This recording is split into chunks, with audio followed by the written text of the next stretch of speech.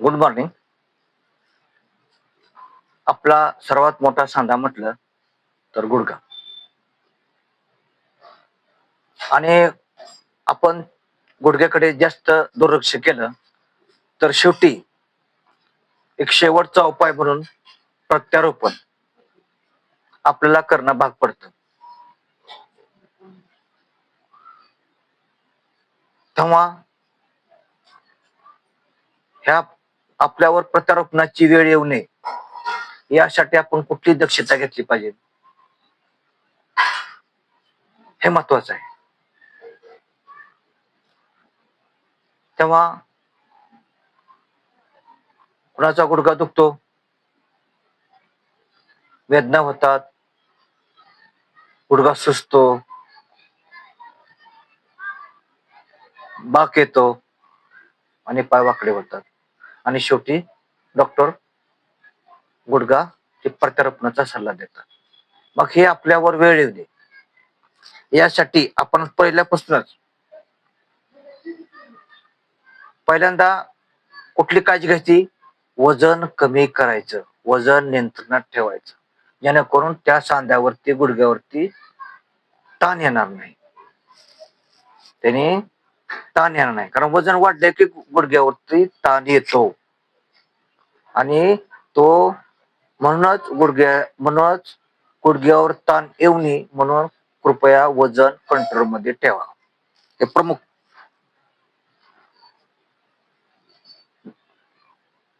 आता मसाजच्या बाबतीत सांगायचं म्हणलं तर मोहरीच्या तेलात 1-2-3 पाकळ्या लसणाच्या टाकायच्या, मिसळायच्या आणि त्याने गुडघ्याला मसाज करायचा नियमित 2 टाइम. 3 आहारामध्ये हळद आणि आले यांचा समावेश करायचा, केलाच पाहिजे. तसेच गुडघ्याला सूज आली असेल, कडकपणा जाणवत असेल, अशा वेळेस शेक हा अत्यंत महत्वाचा असतो. जर समजा तुमच्या गुडघ्याला सूज आली तर पहिल्यांदा बर्फाने शेकायचं आणि जर कडकपणा जाणवत असेल तर गरम पाण्याच्या पिशवीने शेकायचं. त्यामुळे सुद्धा वेदना आणि गुडघ्याची सूज कमी होते. आणि याच्या जोडीलाच कॅल्शियम युक्त आहार, कॅल्शियम आणि विटॅमिन D3 युक्त आहार घ्यायला काहीही हरकत नाही. हा तुम्हाला चांगला फायदा मिळवून देतो आहार. मग तो आहार कोणता, तर कॅल्शियम युक्त पदार्थ, उदाहरणार्थ दुग्धजन्य पदार्थ जसे की दूध, दही, पनीर वगैरे. जर तुम्ही काटेकोरपणे नियमाचं पालन केलं तर तुम्हाला प्रत्यारोपणाची वेळ येणार नाही. पण सुरुवातीपासून काळजी घेणं अत्यंत गरजेचं आहे. काय टाळायचं आपण फक्त हे लक्ष ठेवा, जास्त वेळ एकाच ठिकाणी बसायचं नाही. जिना चढणे किंवा उतरणे शक्यतो टाळायचं. उंच टाचाच्या चपला किंवा बुटा वापरायच्या नाहीत. यामुळे याची जर काळजी घेतली तुम्ही या गुडघ्याची तर तुमच्यावर गुडघा प्रत्यारोपणाची वेळ येणार नाही. म्हणून सुरुवातीपासूनच याची काळजी घ्या. जेव्हा गुडघा दुखत असेल तर पहिल्यांदा आधी वजन कमी करण्याचा प्रयत्न करा. हा एकदम महत्वाचा आहे. वजन कमी करा. मसाज गुडघ्याला करा. मोहरीच्या तेलात लसणाच्या पाकळ्या टाकून मसाज करा. आहारामध्ये हळद आणि आले यांचा वापर करा. गुडघ्याला वेदना किंवा सूज असेल तर बर्फाने शेका आणि गरम पाण्याच्या पिशवीने शेका. तेव्हा लाखो रुपये खर्च वाचवणारा हा उपाय, प्रत्यारोपणासाठी लाखो रुपये वाचवणारा हा उपाय करून पहा. तुमचा प्रत्यारोपणाचा खर्च होणार नाही आणि तुमचा आजार हा समूळ नष्ट होईल. आणि म्हणूनच म्हणतो की रोज एक मुठभर तीळ रोज सकाळी अनुशापोटी खायला आजपासून सुरुवात करा, जेणेकरून तुमच्या सांध्यातील, गुडघ्यातील कॅल्शियम